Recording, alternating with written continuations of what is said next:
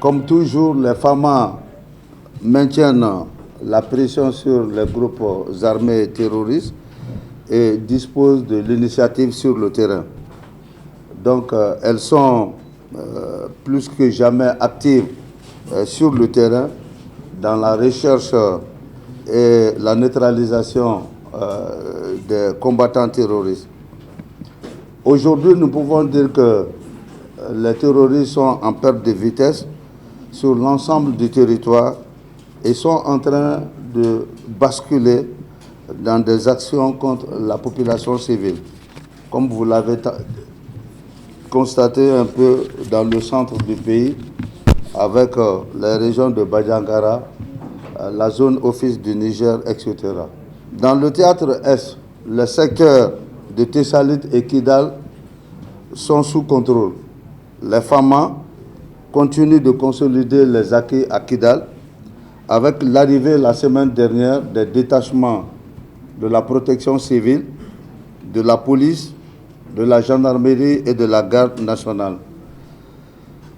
Bientôt, ce dispositif serait renforcé par les forces paramilitaires telles que la douane et les eaux et forêts, mais en même temps l'administration pénitentiaire. Alors, le réseau GSM qui avait été saboté par les GAT a été rétabli. Les activités économiques reprennent petit à petit à Kidal, très timidement. Mais ce qu'il faut dire, c'est que le premier convoi militaire de ravitaillement a quitté Gao jusqu'à Kidal sans incident. Dans les tout prochains jours, nous assisterons au retour de l'administration et des services sociaux de base à Kidal. Au niveau du théâtre S, hier, dimanche 3 décembre, les FAMA ont repoussé successivement des attaques terroristes contre 3 postes dans les localités de Labezanga, Gossi, Tessalit et Menaka. Les opérations aéroterrestres ont permis de désorganiser les assaillants tout en leur infligeant de lourdes pertes dans leur fuite. Plusieurs véhicules, motos et armes ont été récupérés. Les FAMA rassurent par la même occasion les populations de leur détermination à sécuriser l'ensemble du territoire malien, mais aussi à permettre la libre circulation des personnes et des biens sur l'ensemble du territoire national. Dans le théâtre centre, nous constatons également une diminution des attaques contre les postes FAMA, mais à une augmentation des exactions contre la population civile. Cela s'explique par la situation sécuritaire à Kidal. Alors, quand ils ont été chassés, je pense qu'ils ont pu prendre d'autres voies avec les basculements des groupes terroristes vers le centre et l'ouest. Cela s'est manifesté le 24 novembre dernier par les attaques simultanées des GAT contre les emprises de Gundam et Niafunke. Si à Gundam, les terroristes ont procédé à des tirs d'obus sur l'emprise, à Niafunke, ils ont utilisé un véhicule kamikaze pour faire intrusion dans l'emprise de Niafunke. Dans le théâtre sud, alors le théâtre sud qui avait été créé depuis le mois de mars 2023 vient d'être renforcé avec son opéralisation par la mise en place de son commandement le 24 novembre dernier à Sénon.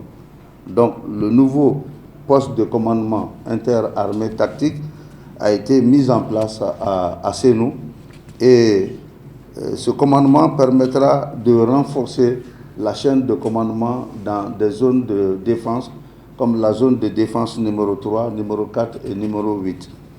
Donc entendez par zone de défense numéro 3 la zone de Caille. La zone numéro 4, ça c'est en quelque sorte Kati qui prend en charge également Bamako, et la zone de défense numéro 8, ça c'est à Sikasso. Par ailleurs, les trains sont toujours en activité sous la bonne sécurisation de nos forces.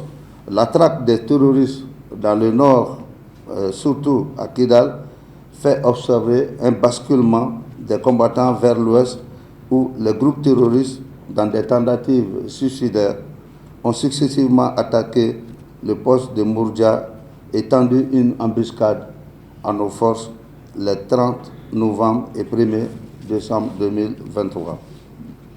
On se rappelle que dans la résolution s'agissant du retrait des forces de l'aménagement de notre territoire, que la résolution 2690 du 30 juin 2023, le Conseil de sécurité a mis fin à la mission des Nations Unies dans notre pays. Cela faisait suite à la demande pertinente des autorités maliennes du retrait sans délai des troupes onusiennes de notre territoire. On se rappelle également que la première phase de ce désengagement de l'aménagement a commencé le 1er juillet et s'est achevée le 30 août. Cette deuxième phase qui a commencé le 1er octobre est en cours d'exécution et très prochainement nous assisterons au transfert des camps de Mopti et de Gao, Mopti le 8 décembre et Gao le 14 décembre. Cette deuxième phase a révélé beaucoup d'entorses dans le processus, car vous avez dû le constater avec nous que les forces onusiennes ont délibérément abandonné les postes de Aguelok et Kidal et ont été entre les mains des groupes armés. Mais par le courage et la bravoure des forces armées maliennes, donc le Kidal, la 8e région du Mali, a été mis sous le giron. Alors Mali et des opérations de sécurisation sont en cours dans cette zone. Donc à la date d'aujourd'hui, il reste les transferts des camps de Mopti, Tombouctou, Gao et Bamako. Tout le processus en ce qui concerne les transferts des camps doit être bouclé d'ici le 31 décembre 2023. Le mois de novembre est aussi le fruit des mois précédents. Il y a le départ de l'armée française qui a été suivi par le départ de l'aménagement. C'est une chose très très positive dans la mesure où toutes ces organisations ou ces structures étaient des épines au pied du Mali. C'est nos adversaires décidés à appliquer une politique contraire à notre libération. Leur départ est vraiment salutaire et j'en félicite les dirigeants pour ça.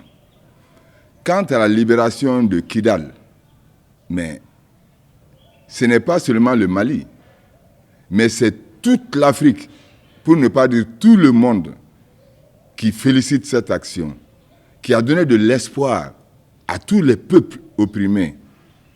Ça dépasse le cadre malien. Mais ceci dit, la libération de Kidal n'est pas la fin de la lutte contre le terrorisme. Il y a eu des attaques hier.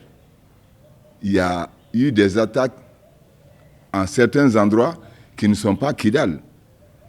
Kidal est le nid des mercenaires, mais Kidal n'est pas le nid des attaques. Ça veut dire que le travail commence. Et c'est le moment, plus que jamais, où tout le peuple malien, comme il l'a toujours fait, a à se mobiliser derrière son armée.